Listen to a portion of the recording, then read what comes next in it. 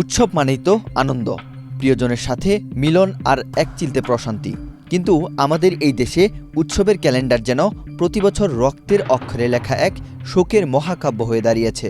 25শে March Daulatdia ফেরিঘাটে ঘটে যাওয়া সেই বাস দুর্ঘটনা মানবিক হৃদয়কে নাড়া দিয়ে গেছে। একটি সাধারণ যাত্রা, যা হওয়ার কথা ছিল স্বস্তির, প্রিয়জনের কাছে ফেরার আনন্দের, তা মুহূর্তেই রূপ নিল এক ভয়াবহ বিষাদে। এবারের ঈদ উৎসবেও দেশের নানা প্রান্তে ঝরল অসংখ্য প্রাণ। প্রশ্ন জাগে, এই যে অবহেলাজনিত মৃত্যু, এর শেষ কোথায়? কেন উৎসব এলেই আমাদের সড়কে লাশের দীর্ঘ মিছিল হয়? দৌলতদিয়ার ঘটনার রেশ কাটতে না কাটতেই কুমিল্লার কালাকচোয়ায় স্টারলাইন বাসের সাথে একটি প্রাইভেট কারের ধাক্কায় ভয়াবহ দুর্ঘটনা ঘটে। 5টি প্রাণ মুহূর্তেই নিভে যায়। 200-র বেশি সার্ভিস ও ফিচারে লেনদেনের সব বিকাশ অ্যাপে সম্ভব। শুধু তাই নয়, এবারের ঈদে দুর্ঘটনার হার আশঙ্কাজনকভাবেই বেড়েছে। বাস, ট্রেন কিংবা লঞ্চ, কোনো কিছুই যেন এবারের ঈদে বাদ যায়নি দুর্ঘটনার কবল থেকে। বেসরকারি সংস্থা রুট সেফটি ফাউন্ডেশনের তথ্য অনুযায়ী ঈদের এই কয়দিনে গত বুধবার পর্যন্ত প্রাণ হারিয়েছেন অন্তত 204 জন। অর্থাৎ সংখ্যাটা যে ইতোমধ্যে অনেক দূর গড়িয়েছে তা এখন স্পষ্ট। যদিও সরকারি তথ্যের সাথে এই তথ্যের আকাশ পাতাল তফাৎ রয়েছে। দৌলতদিয়ার ঘটনার ভিডিও ফুটেজে পরিষ্কার দেখা গেছে, চালক তাড়াহুড়ো করে ফেরিতে উঠতে গিয়েই যাত্রী বোঝাই বাসটি চোখের সামনে পদ্মায় ডুবে যায়। চালকের এই অস্থির মানসিকতা, এটাই কি দুর্ঘটনার মূল কারণ নয়? যানবাহন মালিকরা অনেক সময় এমন সব চালকদের হাতে গাড়ির স্টিয়ারিং তুলে দেন, তাদের অনেকের না আছে ড্রাইভিং লাইসেন্স, না আছে যথাযথ প্রশিক্ষণ। এমনকি একজন চালকের বিশ্রাম নেওয়া বা নিয়মিত স্বাস্থ্য পরীক্ষার যে বাধ্যবাধকতা রয়েছে তাও তোয়াক্কা করা হয় না।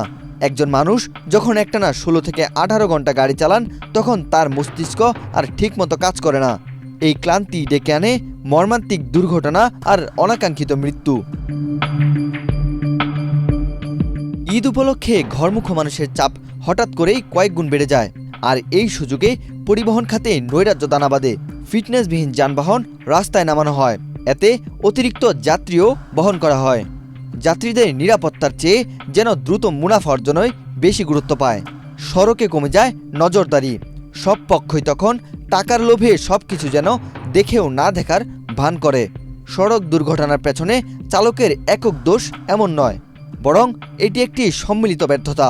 সংশ্লিষ্ট কর্তৃপক্ষের তদারকির অভাব, আইন প্রয়োগের শিথিলতা এবং সর্বোপরি পরিবহন মালিকদের দায়িত্বহীনতা, সব মিলিয়েই এই দুঃসহ পরিস্থিতির সৃষ্টি হচ্ছে।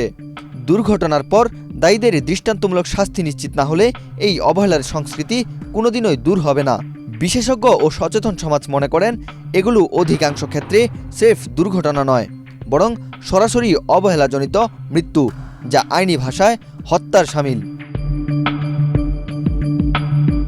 এই মরণদশা থেকে মুক্তির জন্য করণীয় কি? প্রথমত, সড়ক ও নৌপথে চলাচলকারী সব যানবাহনের ফিটনেস নিশ্চিত করা জরুরি। দ্বিতীয়ত, চালকদের প্রশিক্ষণ ও লাইসেন্স দেওয়ার প্রক্রিয়াকে স্বচ্ছ ও কঠোর করতে হবে। তৃতীয়ত, উৎসবের সময়গুলোতে বিশেষ ট্রাফিক ম্যানেজমেন্ট প্রয়োজন। এর পাশাপাশি আইন প্রয়োগকারী সংস্থাগুলোকে আরও সক্রিয় ও জবাবদিহিতামূলক ভূমিকা পালন প্রয়োজন।